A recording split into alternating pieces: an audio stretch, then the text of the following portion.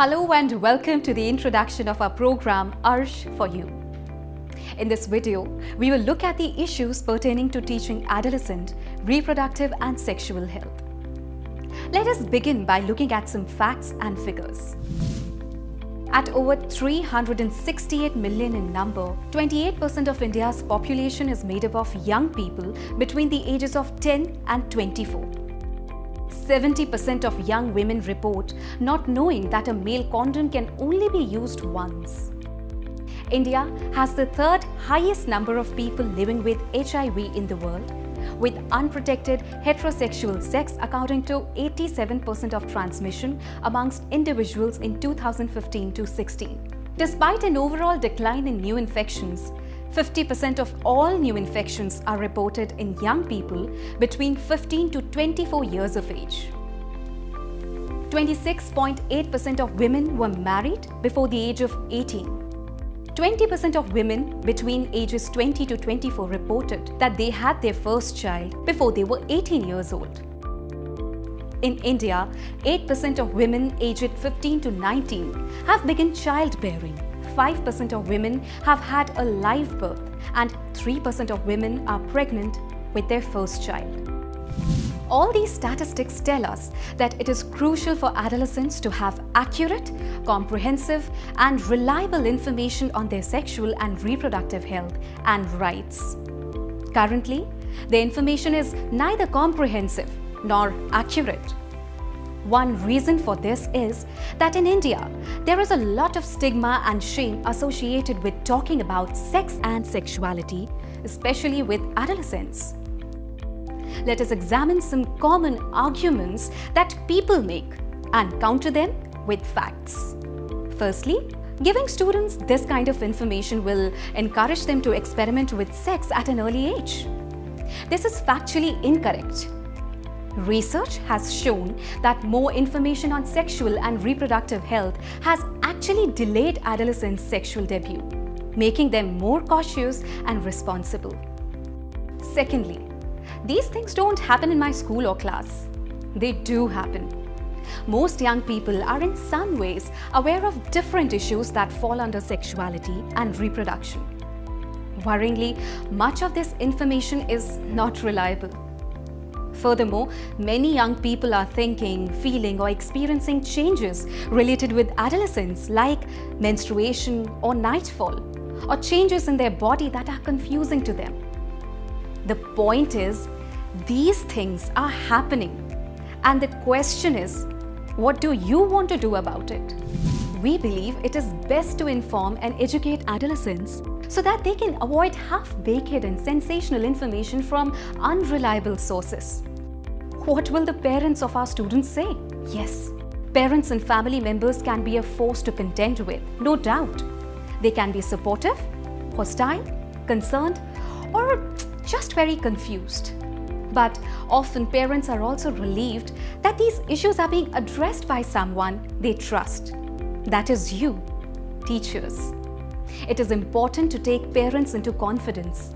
Explain to them patiently the benefits of sexuality education, dispel their concerns, and answer any questions that they have.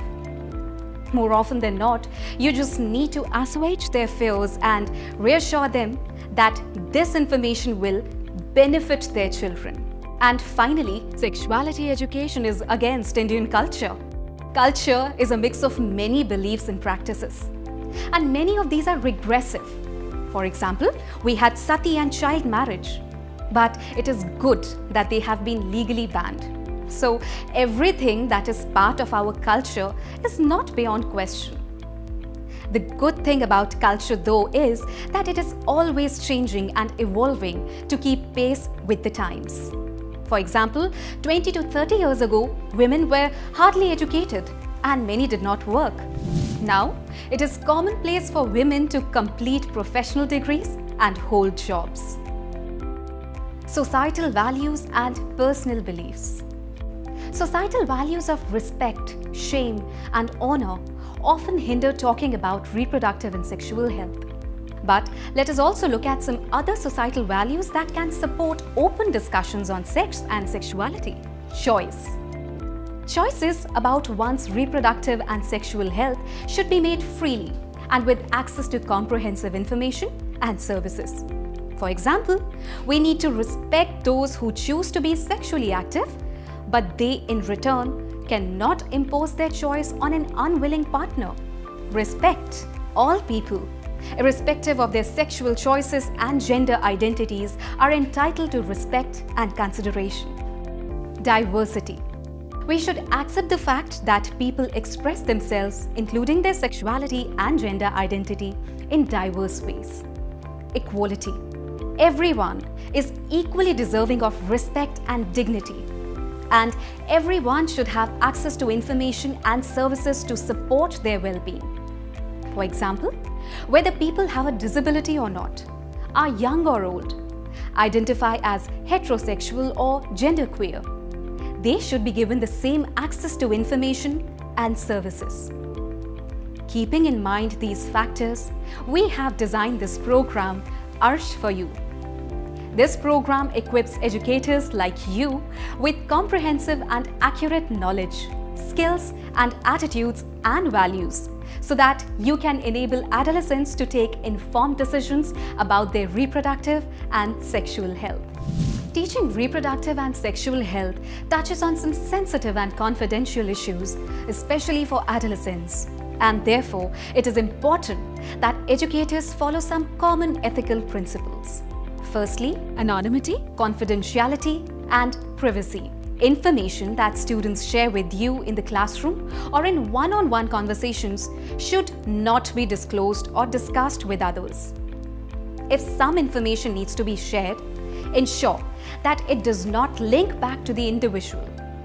Since many discussions will take place in group setting, it is your additional responsibility as a teacher to inform all students to not gossip about each other.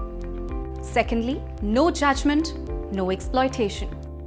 Your personal judgments, opinions, values, and attitudes should not interfere with your ability to educate, counsel, and provide care and information to your students. Do not take advantage of your students' dependence on you to push information that you prefer. For example, while teaching about safety in sexual relations, you should not only tell students about abstinence, but also give them complete information on contraceptives. And finally, do not harm. Do not give inaccurate information to students that will scare them or cause them anxiety. Third, respect questions. Although it is important to maintain decorum in class, ensure that students are not punished for asking questions. Remember, a lot of times they don't have anyone else to talk about these issues. And finally, be professional. Teachers should be competent and well-versed in the subject matter that they teach and maintain a high degree of professionalism with students, especially while teaching sensitive topics of sexuality.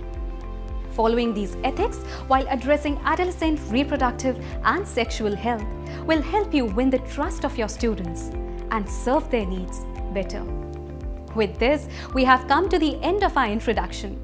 Today, we discussed why it is crucial for adolescents to have accurate, comprehensive, and reliable information on their sexual and reproductive health and rights.